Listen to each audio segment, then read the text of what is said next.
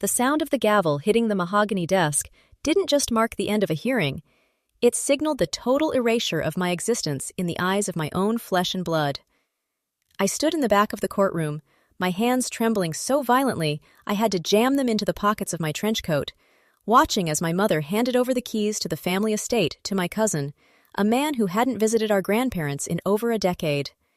The irony was suffocating. I had spent the last 5 years of my life scrubbing the floors of that crumbling Victorian mansion, tending to the gardens until my fingers bled, and listening to my grandfather's labored breathing, all under the guise that this home would eventually be my refuge. Now, the judge's indifferent voice was confirming that I was nothing more than a glorified, unpaid servant, systematically stripped of an inheritance I had earned 10 times over with my own sweat and devotion. It had all started with a simple, handwritten note left on the kitchen table the morning after the funeral, sealed in an envelope that smelled of lavender and old paper. My mother, eyes puffy and red-rimmed, had pressed it into my hand with a touch that felt oddly clinical. "They wanted you to understand the value of a hard life," she had whispered, her gaze sliding away from mine. I didn't know then that this wasn't an instruction on character building, but the opening move in a calculated campaign to ensure I never stepped foot in the family legacy again. The house, a sprawling, ivy-covered relic that sat on the edge of the rolling hills of the countryside, had always been the anchor of my world. My childhood was defined by the scent of pine needles on the porch, the way the sunlight hit the library floor at 4 in the afternoon, and the muffled, comforting sound of my grandfather humming as he repaired antique clocks in the den. For my entire adult life, I had lived in a state of quiet, predictable normalcy. I was the responsible one, the granddaughter who chose to stay behind while my peers moved to the city to chase careers. I took over the mortgage payments when my grandparents' pensions faltered, and I spent my weekends patching up leaky roofs and negotiating with stubborn contractors to keep the heritage building standing. My mother, Elena, was always a peripheral figure, elegant, distant, and perpetually annoyed by my dedication to the drafty old tomb. She lived in a high-rise in the city, surrounded by chrome and minimalism, and visited only when she needed to borrow money or secure a place to stay during her frequent, unexplained crises. She was the woman who once looked at the heirloom silver set, which I had painstakingly polished, and asked if it would fetch a decent price at a pawn shop if times got really tough. At the time, I laughed it off, assuming it was just her typical, cynical lack of sentimentality. My husband, Mark, was the quiet support in the background. We met 3 years ago, a man who seemed to admire my work ethic. He would sit on the back porch with a beer, watching me prune the hydrangeas, telling me how lucky I was to be the steward of such a storied property. Looking back, there were cracks, microscopic at first. He started asking questions about the legal ownership of the deed during our intimate dinners. He was particularly interested in the trust my grandfather had established, a legal shield that supposedly protected the estate from being sold off by any one individual. Mark would frame it as concern. "What if your mother tries to challenge this when they're gone? We should really get all the paperwork digitized, darling, just so you aren't blindsided." I trusted him completely. I gave him access to the filing cabinet in the study, the one that held the deeds, the original will, and the property tax assessments dating back 30 years. I thought he was protecting my future. I see now that the study was the heart of the home, the place where everything was kept safe. But in hindsight, it was also the trap I had laid for myself. Every receipt I taped into a ledger, every repair invoice I meticulously filed, and every conversation I had with my grandfather about his wishes were carefully curated for a man who wasn't looking to protect me, but to dismantle the very foundation I stood on. My mother's visits became more frequent in the final months of my grandfather's life, and she brought with her a cold, sharp energy that disrupted the peace of the house. She would pace the halls, not visiting the sick room, but measuring the rooms and talking to lawyers on her cell phone, her voice dropping to a low, urgent murmur whenever I entered the room. I was too busy changing dressings and measuring insulin to notice that the house wasn't just losing its patriarch, it was being hunted. I was the diligent nurse and the dutiful granddaughter, entirely blind to the fact that while I was keeping the lights on, others were busy turning them off, one circuit at a time. The house felt colder that winter, the air in the hallways heavier, as if the walls themselves were holding their breath, waiting for the betrayal that was already unfolding in the silence of the night. The first sign that something was fundamentally wrong arrived in a package that wasn't meant for me. It was a Tuesday, the air thick with the promise of an early spring thaw, and I was in the greenhouse when the courier dropped off a heavy envelope addressed to Mark. It was from a firm in the city, a high-end litigation boutique known for aggressive estate takeovers. Before I could process why Mark would be dealing with such people, he emerged from the house, his face going ashen the moment he saw the envelope in my hand. He didn't reach for it with a smile or a casual comment. He practically snatched it, his fingers white-knuckled against the paper. "It's nothing," he stammered, avoiding my eyes for the first time in 3 years. "Just some consulting work for an old friend. Don't worry your head about it." I laughed, though the sound felt thin and brittle, and told myself he was just stressed about the taxes. But the seed of doubt had been planted, and it began to grow with every secretive phone call he took behind the heavy oak doors of the study. Then came the corrections. My mother, Elena, began showing up unannounced, accompanied by a man in a gray suit, a notary she introduced as an old family friend. She told me that grandfather, in his failing state, had become confused about his assets and that they were simply helping him organize the estate to prevent tax penalties. They insisted on reviewing the filing cabinet in the study, spending hours inside with the door locked. Each time I tried to bring them tea or check on them, the door would click shut, and I'd hear the frantic rustling of paper. I started noticing things were missing: the original deed, the blueprints of the house, and the antique clock my grandfather had promised to my great-grandfather's legacy. When I asked about them, Elena would wave her hand dismissively, her eyes cold as flint. "You've spent too much time in the dirt, darling," she'd sneer. "You're starting to lose track of what's truly important. We're doing this for you, so you don't have to deal with the crushing weight of administrative ruin later." I felt like an intruder in my own home. My internal compass was spinning, telling me that something was terribly wrong, but I kept convincing myself that my family was just different, complex. I went to bed each night with a pit in my stomach, listening to the floorboards creak as Mark paced the living room, his phone buzzing with late-night messages. I started waking up at 3 a.m. to the sound of whispering. Elena and Mark, their voices low and sharp, arguing about percentages and the clause. I stayed in bed, paralyzed by the fear that if I confronted them, the fragile piece of my life would shatter. I was waiting for a permission slip to stand up for myself, completely unaware that I had already signed away my power. The end of my innocence arrived on a rainy Thursday. Mark had left for work, and I decided to finally organize the filing cabinet that had been the source of so much tension. I sat on the floor of the study, pulling out the folders, ready to restore some order. When I reached the back of the bottom drawer, my hand brushed against a hidden compartment I hadn't known existed. I pulled out a thick, legal-looking folder labeled Transfer of Ownership/Irrevocable Gift Deed. My pulse thudded in my ears, a rhythmic drumming that drowned out the sound of the rain against the window. I opened it, and as I read the first page, the world tilted on its axis. It was a deed of gift, dated 3 weeks ago, 2 days after my grandfather had passed.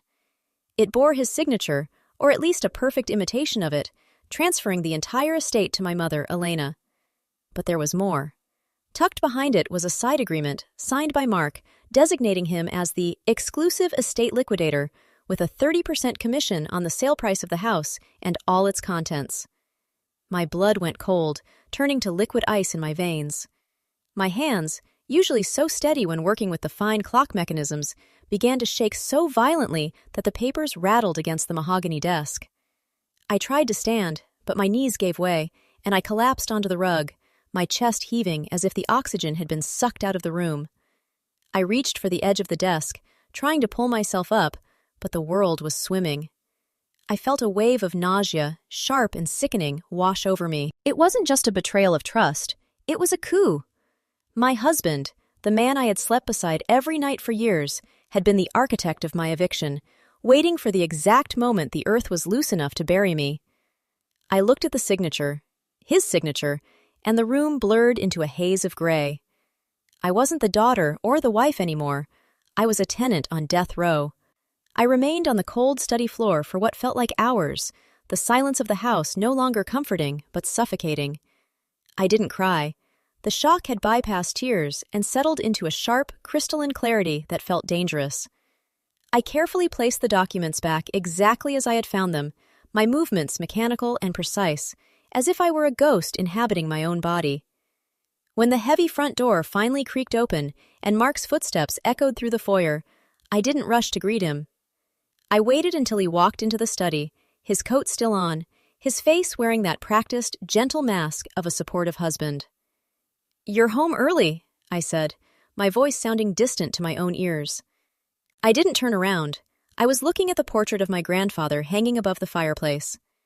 Mark paused, sensing the shift in the atmosphere. The temperature in the room seemed to drop 10 degrees. "Yeah, the meeting finished ahead of schedule. Why are you sitting in the dark, love?" He reached for the light switch, his movements fluid and casual. "I found the files, Mark," I said, turning to look at him. I didn't raise my voice. I didn't have to. The lack of tremor in my tone made him freeze, his hand hovering over the switch. For a long, agonizing 10 seconds, there was total silence. The mask didn't fall instantly. He tried to blink it back into place, a flash of irritation crossing his features before he softened his expression into something patronizing. "I don't know what you're talking about, honey. You've been under a lot of stress since the funeral. Maybe you should take a break." "The transfer of ownership," I continued, standing up and dusting off my skirt. My heart was hammering against my ribs, but my gaze remained fixed on his eyes. "The 30% commission. The deed of gift.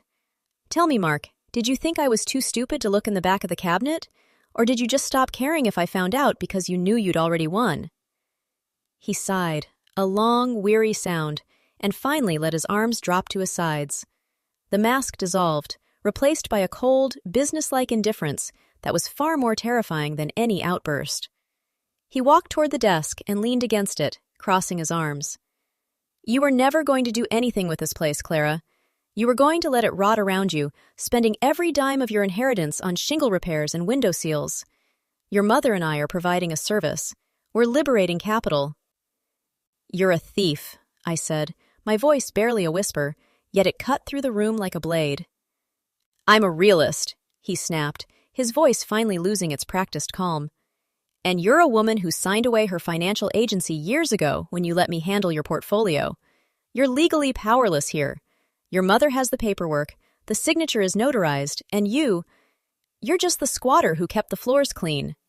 Before I could respond, the front door slammed again, and my mother's high heels clicked rhythmically against the hardwood, moving toward the study with the certainty of a predator. She appeared in the doorway, draped in silk and smelling of expensive clinical perfume. She didn't look surprised to see us standing there. She looked triumphant. "I see the cards are on the table," Elena said, not bothering to offer a greeting. She pulled a cigarette case from her purse, her eyes scanning the room as if she were already counting the value of the paintings on the wall. "Don't look so tragic, Clara. It's pathetic. We tried to make this easy for you, but you insisted on playing the martyr. We've already contacted the auction house. They'll be here on Monday to start cataloging the furniture." "You forged his signature," I said, my focus shifting from Mark to her. "He couldn't even hold a pen that last week. I was there. I saw his hands." My mother laughed, a sharp, crystalline sound that made my skin crawl. "Who is going to prove that? His doctor? The notary? Everyone has been well compensated for their oversight. You have no resources, no lawyer, and no standing. You should be thanking us. You're a burden, and we're setting you free." "You're not setting me free," I said, my voice strengthening. "You're making a mistake. You think because I'm the quiet one that I'm defenseless. You've spent so much time counting my money that you forgot I'm the only one who knows where the foundation of this house is actually failing, and I'm the only one who knows about the secret tax liens you didn't even bother to check for when you stole this place." Mark shifted uncomfortably, his eyes darting to my mother. "What liens?" he asked, his voice tight. "Oh, you didn't look in the real archives, did you?" I smiled then, and it was the first time I felt the ice in my veins turn into a weapon. "The house isn't just a building, Mark. It's a liability you're about to inherit, and I'm going to make sure the bankruptcy court knows exactly who signed for it." The silence that followed my mention of the liens was heavy, almost physical, pressing against the mahogany panels of the study. My mother's cigarette hovered halfway to her lips, her eyes narrowing as she studied me, trying to discern if I was bluffing. Mark, however, looked visibly pale. He knew better than anyone that my obsession with the house hadn't been just sentiment. It had been an obsession with detail. "Tax liens?" Mark muttered, his voice losing its arrogant edge. "What are you talking about? We ran a title search. The property was clean." "You ran a title search for the current deed," I said, leaning back against the bookshelf, feeling the rough texture of the antique spines beneath my palms. "You didn't look into the historical environmental remediation agreement my grandfather signed with the county in the 90s, the one that requires the owner to maintain the soil filtration system for the local watershed. It's an open-ended financial commitment, Mark.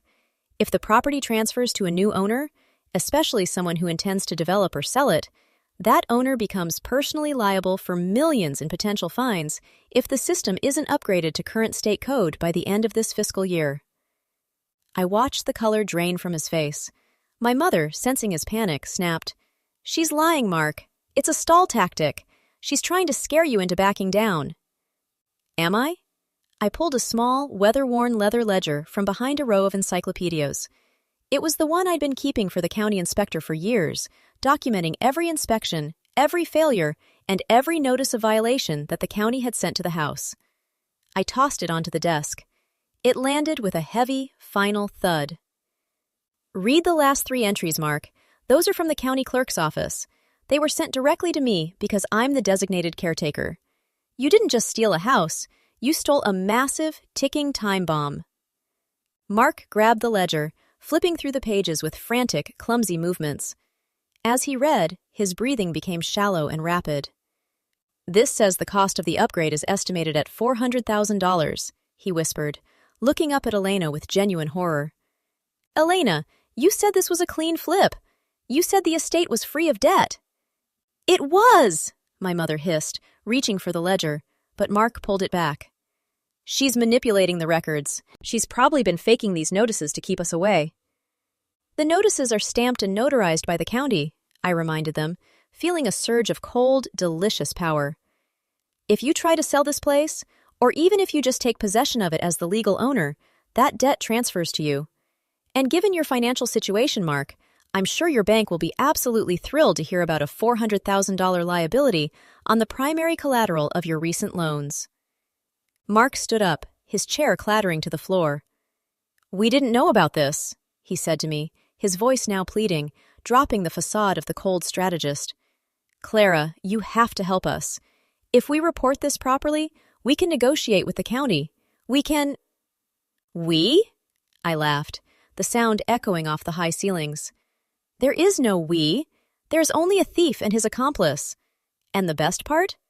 I've already contacted the regional director of the EPA. I told them that the new owner is planning to sell the property without disclosing these environmental hazards. That's not just a civil matter, Mark. That's fraud." The atmosphere in the room shifted instantly. My mother, usually so composed, looked like a cornered animal. She lunged forward, her hand reaching for my arm, but I stepped back, my eyes hard and unblinking. "Don't touch me," I said, my voice dangerously steady. "You came here to strip me of my life. You thought I was weak. You thought I was the girl who liked gardening and cleaning. You didn't realize that in all those years of tending this house, I wasn't just fixing roofs. I was learning every single secret, every single debt, and every single weakness this place possessed. I am the only person who can keep this house standing, and now I'm the only person who can bury you with it." My mother's face went purple with rage. "You little vulture! You'll rot here with it! You'll lose everything!" "I've already lost everything," I replied, feeling a strange, hollow peace. "But you? You're about to lose your reputation, your credit, and your freedom. And honestly, I don't think you have the stomach for what comes next." I walked to the door, pausing with my hand on the brass knob. "I've invited the county inspector to come by tomorrow morning to discuss the new management's plans for the remediation. I suggest you stay to answer his questions. I, however, am leaving. And don't bother following me. I've already moved the original, untampered will, the one that leaves everything to the local historical society, not to you, to a safety deposit box you'll never touch." I didn't wait for them to scream or beg. I walked out of the study, the house finally feeling like my own again, even as I prepared to walk away from it forever. The final piece of the trap was set, and I knew that by tomorrow, their greed would be their absolute undoing. The transition wasn't an explosion. It was the quiet, lethal precision of a pendulum finding its center. As I stepped out of the front door and into the crisp, biting air of the driveway, the weight I had carried for years, the obligation, the fear, the need to be the good granddaughter, simply evaporated. I didn't feel like a victim anymore. I felt like an architect of my own liberation. I reached into my coat pocket and pulled out my phone, dialing the number I had saved 3 days ago. The lead attorney for the Regional Historical Society, a man known for his bulldog tenacity and hatred for those who preyed on heritage properties. The next 48 hours were a blur of cold, calculated execution. I met with the attorney, handed over the digital copies of the forged documents, and provided the time-stamped recordings of my mother and Mark discussing their flip strategy, recordings I had been capturing for weeks, hidden in the study's vents. By the time the county inspector arrived at the mansion on Monday morning, the trap had been fully sprung. I stood at the edge of the property line, watching from my parked car as the city officials and legal representatives swarmed the entrance.